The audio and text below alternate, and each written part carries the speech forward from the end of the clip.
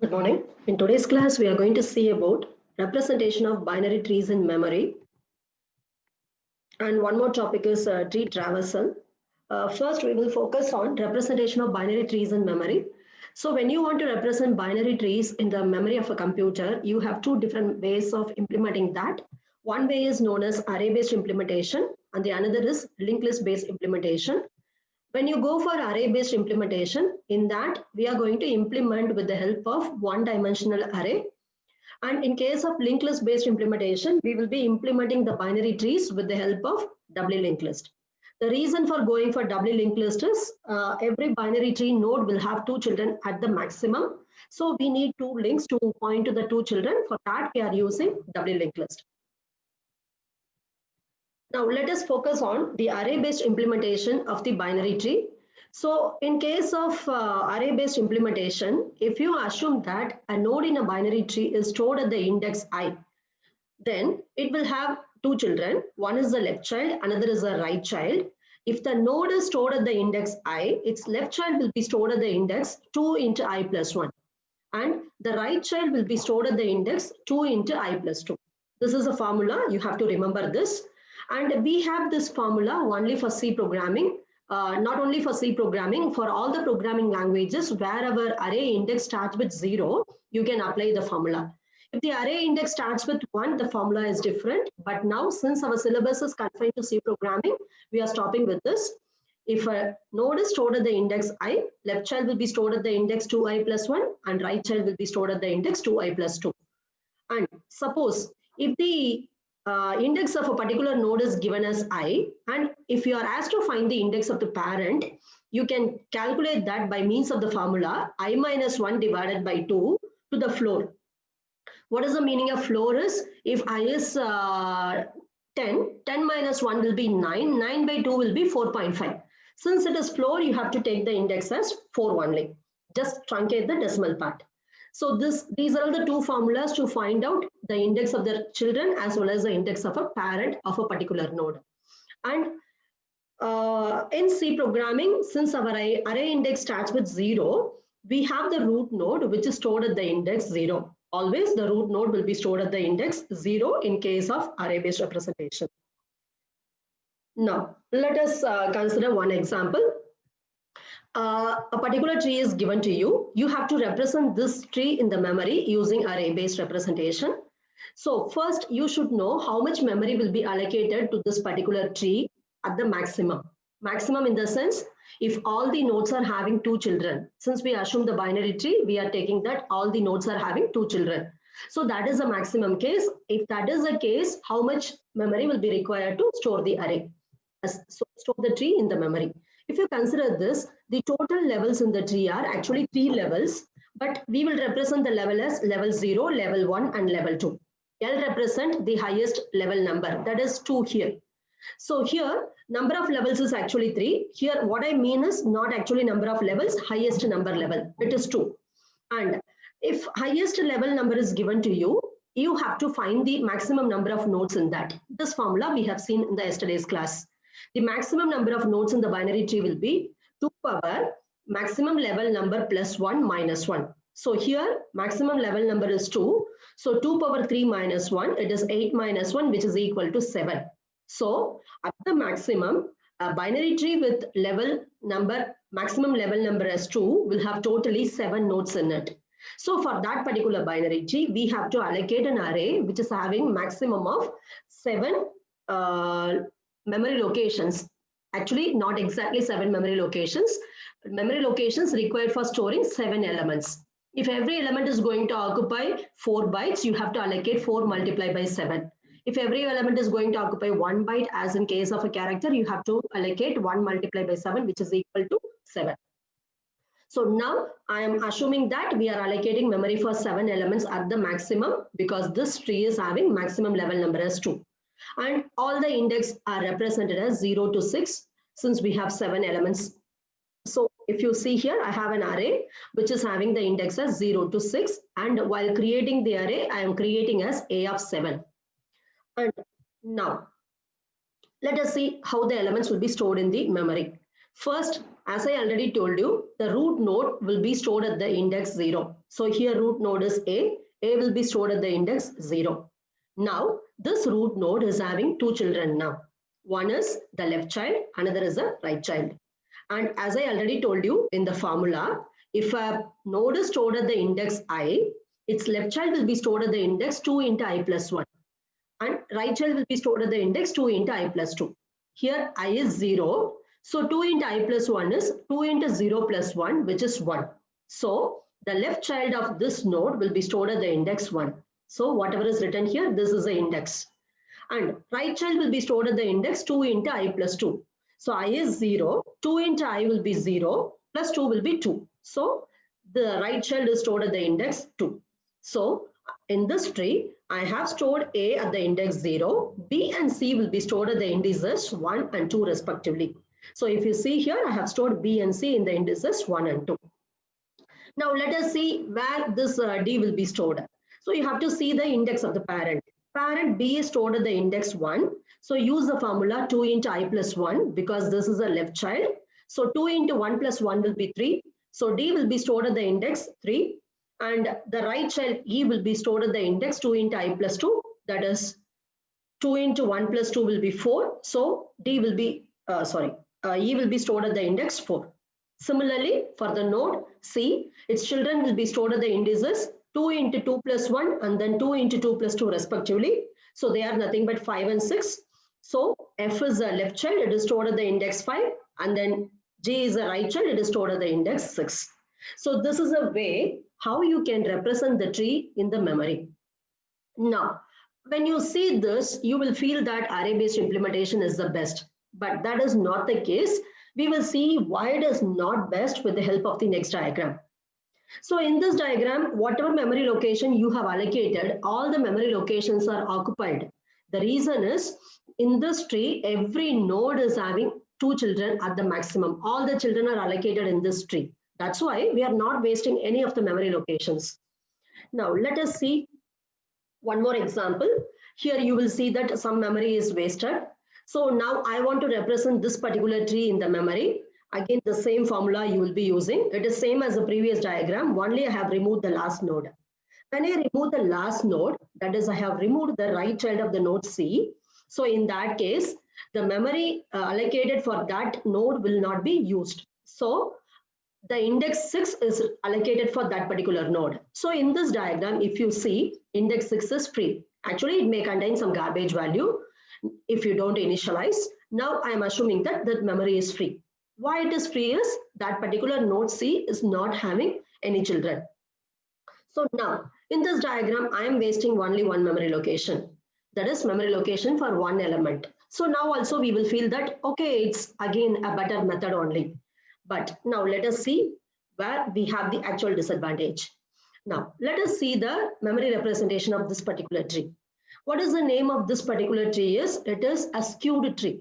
Skewed tree is nothing but every node, every internal node will have only one child and the leaf node will not have any child. That is a skewed tree. So here I have two internal nodes A and B. They have only one child. A is having the child as B, B is having the child as D, and the leaf node is not having any children. Now, when I represent this in the memory, again here, the maximum level number is 2. So I have allocated totally 6 memory locations. But out of the 6 memory locations, since it is a skewed tree, number of children for nodes are reduced. So I am using only 3 memory locations. Now look at the memory locations. You should not store all these 3 continuously. Again, whatever formula we have followed in the previous method, the same formula you have to use. A is at the index 0 and its child B will be stored at the index 2 into 0 plus 1 because it is a left child. So it is stored at the index 1 and D is stored at the index 2 into 1 plus 1, that is 3 because again it is a left child. So now if you see this representation, out of the 6 memory locations allocated by you, you have wasted 4 memory locations. Suppose, let us assume that my skewed tree contains the last level number as 10. So I would have allocated so many memory locations for that tree. Suppose if the last level number is 10, you will have here 2 power 10 plus 1 minus 1. That is a very big number, around 2000. So out of 2000, you are storing only 11 elements in that, because the last level number is 10. So it will have totally 11 elements. So around 2000 memory locations you have allocated, but you have stored only 10 or 11 elements in that. So the remaining memory locations are wasted. This is the case when many of the nodes will not have any children. So in that method, the array-based representation is not useful. Now let us see the summarization of these points, whatever we have seen. Array-based representation is having a disadvantage. So what is the disadvantages? If you consider the previous queued tree, memory for 7 elements are allocated, but only 3 elements are stored in the memory. So this is a main disadvantage when you go for array-based representation. And so as whenever your tree is degenerate tree, that is right skewed or left skewed or combination of both, where all the internal nodes are having only one child. So in that case, more memory will be wasted. And so for these reasons, generally the programmers prefer linked list based implementation for the trees instead of going for array based implementation.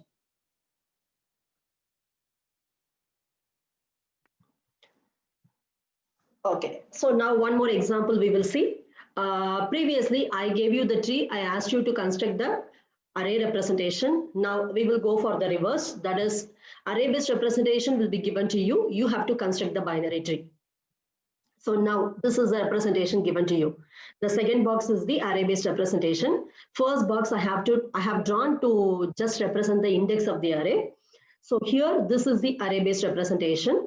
It is having totally 2, 4, 6, 7 nodes. Remaining elements are empty. So now, if you see here, the last number in the array-based representation is 14. That means totally I have allocated memory for 15 elements because my array index is starting from 0. Okay, so when you have totally 15 elements, that means you have to see 2 power something minus 1 will be equal to 15. Let us consider this diagram. Here, this formula is 2 power some L plus 1 minus 1 is equal to 15. So you have to calculate what is that L. Okay, don't worry about that. This is just a number I'm going to explain for you. So 15 is nothing but 2 power 16 minus 1.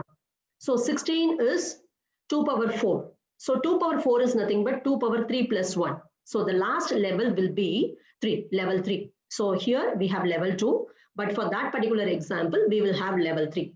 The reason is for the array, they have given the last index as 14. Now, let us see. So we have totally now level 3 as the last level. So root is at the level 0. Then these two nodes are at level 1. These two nodes are at level 2 and these two are at level 3. Now, this is a tree final representation. So once this is given to you, you have to construct this tree. Now let us see how to construct this particular tree. First, you see the first index, that is 0. Whatever is at that index, that will be your root node. So write it as a root node. So 5, I am writing as a root node. Now, since you have taken the index 0, next you have to see whether you have data at the index 2 into 0 plus 1 and then 2 into 0 plus 2. Because those two will be the children of this particular 5. So 2 into 0 plus 1 is 1. So in that index, I have 10. That means this is the left child of 5. So draw 10 as a left child of 5. Next, see whether you have data at 2 into 0 plus 2. So 2 into 0 plus 2 is 2. Here I have 15. So 15 will be the right child of 5. So draw 15 now.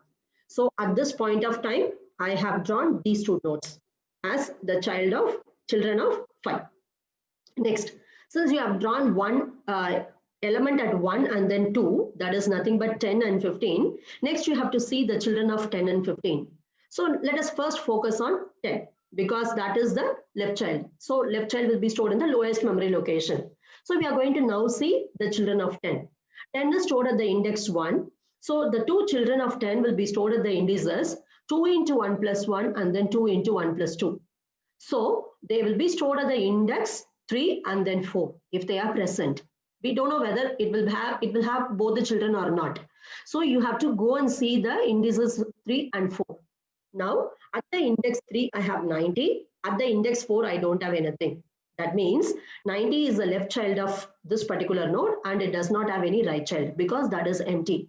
So you draw 90 as the left child and don't draw anything in the right direction because that particular memory location is empty. So now this is over, node 10 is over. Then you go to the node 15. Okay, after finishing 15 only, you have to come to the next node, this node. So now go to node 15. The index of 15 is 2. If it is having any children, they will be stored at the index 2 into 2 plus 1 and then 2 into 2 plus 2. That is nothing but 5 and 6. So you go and see the indices 5 and 6. At the index 5, I have empty. That means this node 15 does not have any left child. Then at the index 6, I have 30. That is nothing but this is a right child of 15. So draw 30 as a right child of 15. So now this is over. Next, we have finished both the nodes at level 1. Then go to the node at level 2. So we have drawn these two nodes at level 2 now. So 90 is stored at the index 3. So if it is having any children, it will have them at the indices 2 into 3 plus 1, then 2 into 3 plus 2. That is nothing but 7 and 8. Now, if you see the indices 7 and 8, they are empty. That means there are no children for this node 19. Just leave that as a leaf node. Then go to the nodes 30. It is at the index 6. So its children will be available at the index 2 into 6 plus 1 and then 2 into 6 plus 2. They are nothing but 13 and 14. So go and see 13 and 14. We have the children as 40 and 50 in those memory locations. So 40 will be drawn as the left child of 30 and 50 will be drawn as right child of 30. So this is a way how to construct the binary tree once the array representation is given to you. And remember, here we are using only one-dimensional array. The top box is representing the index. Now, with this array-based representation is over, now you know if a binary tree is given to you, how to construct the array-based representation, and then if the array-based representation is given to you, how to construct the binary tree. Both are known to you, as well as you know what all the disadvantages we have for array-based implementation. Now let us see, due to those disadvantages, we are going for linked list based implementation. Let us focus on the linked list based implementation now.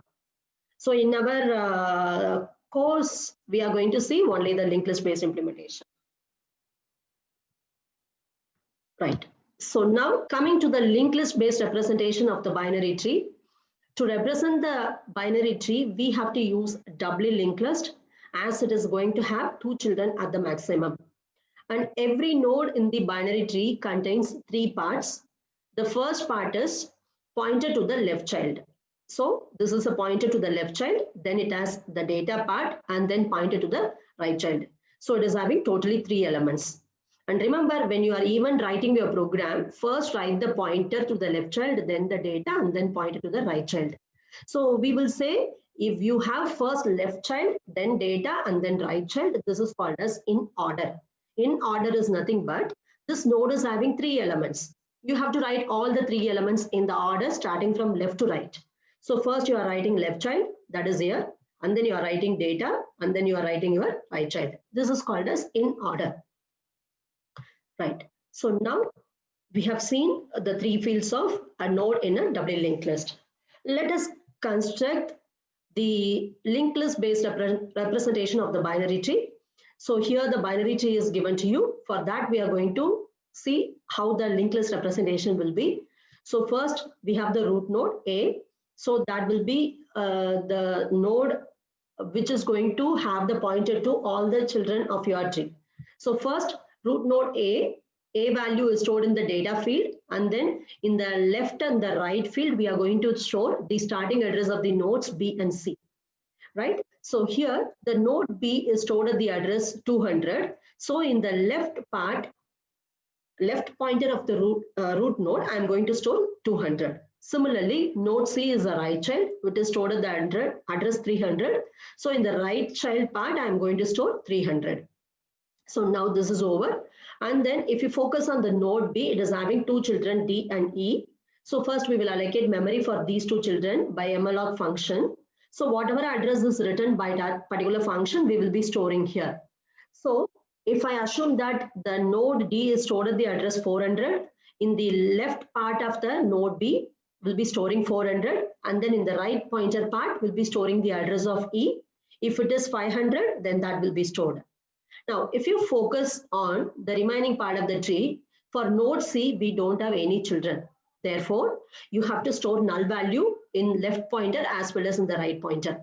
Similarly, for node D and E also, we don't have any children. So store null value in all the pointer fields. So now we have stored everything. So if you see this particular tree, you can easily tell whichever is the leaf node. Whichever is having both the pointers as null, that is the leaf node.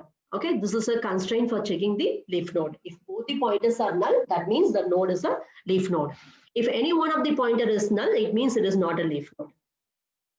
Right, now we know how to represent the binary tree and where the starting address of this particular tree will be stored.